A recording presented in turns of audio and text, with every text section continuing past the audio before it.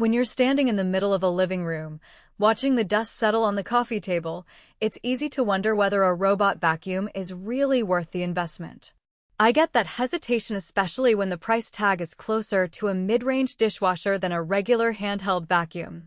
That's why I'm keeping this review grounded in everyday scenarios instead of a laundry list of specs. Link is in the description if you want to check the product details on Amazon. First off, let's talk about the kind of home that pushes people toward a robot like the ECOVACS DEEBOT T80 Omni. If you have a mix of hardwood, low-pile carpet, and a few high-traffic rugs, you're already juggling two different cleaning tools. Add a dog that sheds medium-length fur, and you've got hair on the floor, in corners, and sometimes even tangled in a traditional mop head. The T80 promises to handle all of that with a single device, but the real question is how it actually performs when you're not watching a demo video. The biggest selling point is the instant self-cleaning OZMO roller mop. In practice, that means you can set the robot to mop, walk away, and when it finishes the run, the roller head automatically wipes itself clean inside the 10-in-1 Omni station.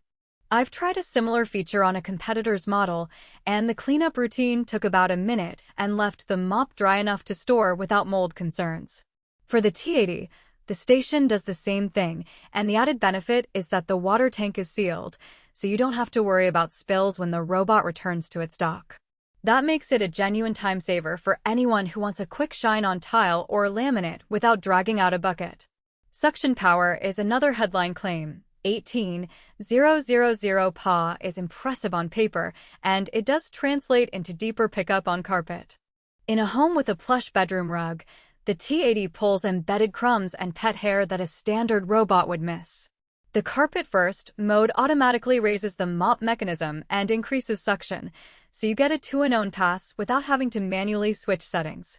The downside? That extra suction draws more power, so the robot's runtime drops to about an hour and a half on a full battery when you're running both vacuum and mop together.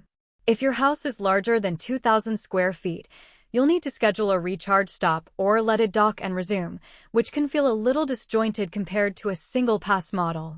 Navigation is where the T80 tries to differentiate itself. The AI 3D 3.0 AI system with VLM mapping claims to recognize obstacles like shoes, cords, and even pet toys. In my own testing, it handled a cluttered entryway reasonably well, sidestepping a stack of magazines and rerouting around a low coffee table without getting stuck.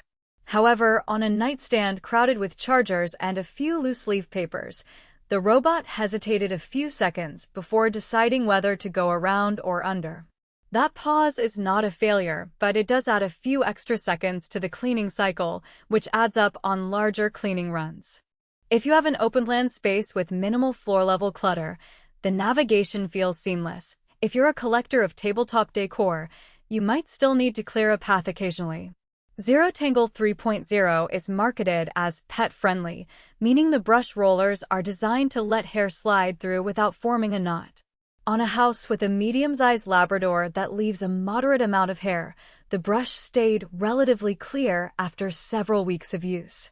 I did notice, however, that the brush still needed a manual brush-off after about 10 cleaning cycles to remove the buildup that the self-cleaning station couldn't reach. It's not a deal-breaker, but it's a maintenance step that's easy to forget if you're relying on the robot to be completely hands-free. So, who should consider the DEEBOT T80? If you have a mixed-floor home, a pet that sheds, and you're willing to pay a premium for the convenience of a self-cleaning mop and high suction, this robot can replace both a traditional vacuum and a mop in one.